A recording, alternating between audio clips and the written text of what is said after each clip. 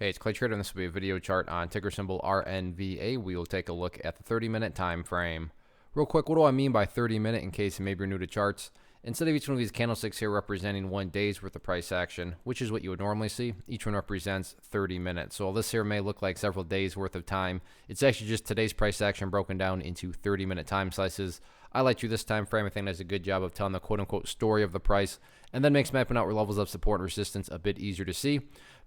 Been doing this one the past couple days in a row. Did it on Friday, but want to get things updated here. There is a little bit of perspective that goes into this chart. What do I mean by that? Well, if you are a day trader and you bought right there and you were hoping to sell within 13.4 seconds, then yeah, for you the chart's looking kind of rough. If you care about the big picture of things though and care about more of a grand perspective, then everything is still perfectly fine. So sure, there was this pullback here today, but that's just one day. Looking at multiple days, the bulls still have plenty of opportunity to build a higher base, and that's the name of the game. And just to really kind of simplify the chart going forward and make it a very black and white kind of viewpoint, is all about the purple line right here, which is the 50-period simple moving average.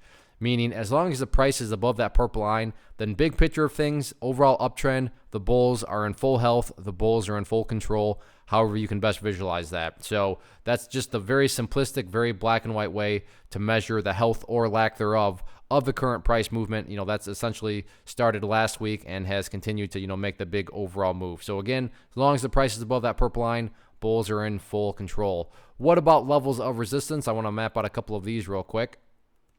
Initial area, and I believe I talked about this one on Friday, right up there at $3.25. You can see that knocked down the price there, knocked down the price right there. Sure, the price did temporarily spike up above it, but the price could not maintain above it. So 325 is going to be that current public enemy number one for the bulls. Again, in order for it to be a true break, not only does the price have to break above it, which it did right here, but the price has got to be able to stay above it, and the whole staying above it part is where that failed. So that's why 325 still needs to be considered an area of resistance. So all in all, though, nice day. Like I said, bulls still have plenty of opportunity to build a higher base for the long-term uptrend. So we'll see if they can do that or not, but off to a good start.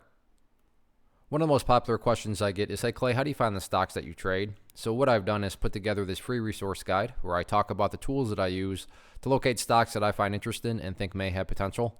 So if that sounds like something that could add value to you as a trader, then by all means click right there to get access to the guide. The guide itself is very short and to the point, and like I say, it is free. Thanks for watching. Have a good one.